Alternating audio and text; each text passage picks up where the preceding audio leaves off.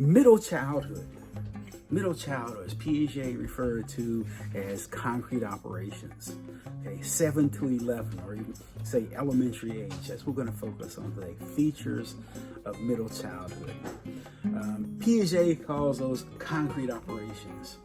Freud refers to this period of time as the latency period, and Erikson refers to this time as industry versus inferiority. According to Piaget and David Elkind, the child at this time period is learning to deal with rules.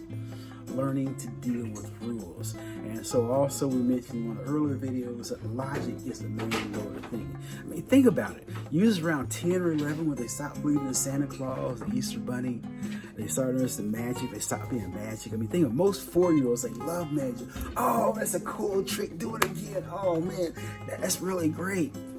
10-year-old just insulted the kid's intelligence. You take a 10-year-old to a magician show, he'll sit there and pick him apart. There's no such thing as magic. Those are mirrors. I can do that trick better than you.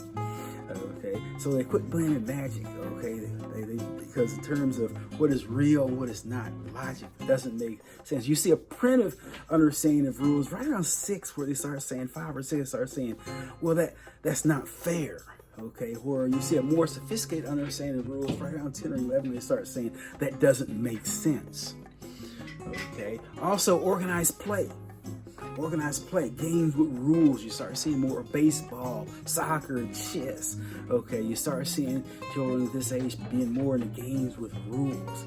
You ever watch go to T-ball game or a kid's soccer game? 5-year-olds, the quality of play is a lot different.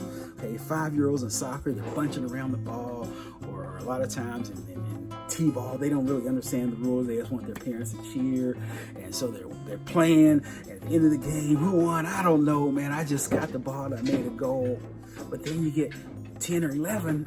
It's all about who won. Okay, and you see strategies. They start using strategies around that time period. Also, you look at memory.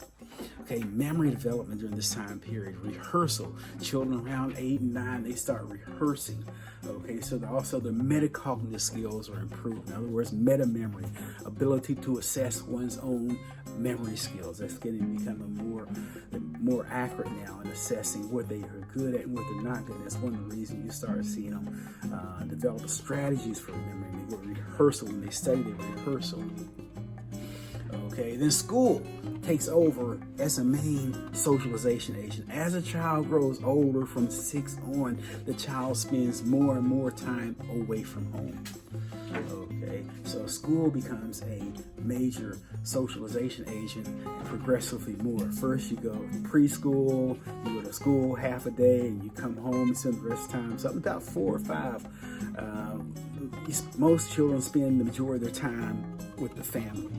But then 6, 7, 8, you got school, and you got after school activities and sports and all those, until they spend further and further, more and more time away from home. Okay, also Erikson used the term industry versus inferiority. So what we're really talking about is self-esteem. Children during this elementary school age learns what they're good at and what they're not good at.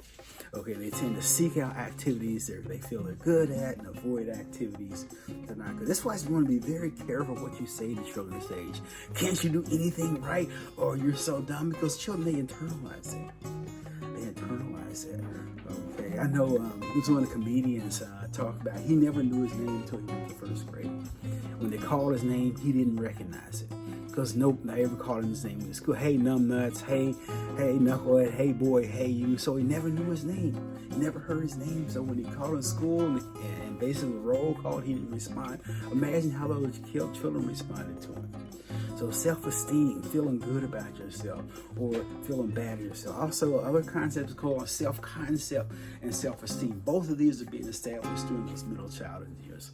Self-concept is what you know about yourself. Self-esteem is how you feel about those things that you know about yourself. Example, every Olympics, athletes come back, a large number of athletes come back depressed, clinically depressed. Okay, and they're depressed because they didn't win a medal. I mean, on a personal level, if I was the 5th fastest person in the world, I'd be proud of that. But to an Olympic competitor, 5th place meant you didn't win a medal.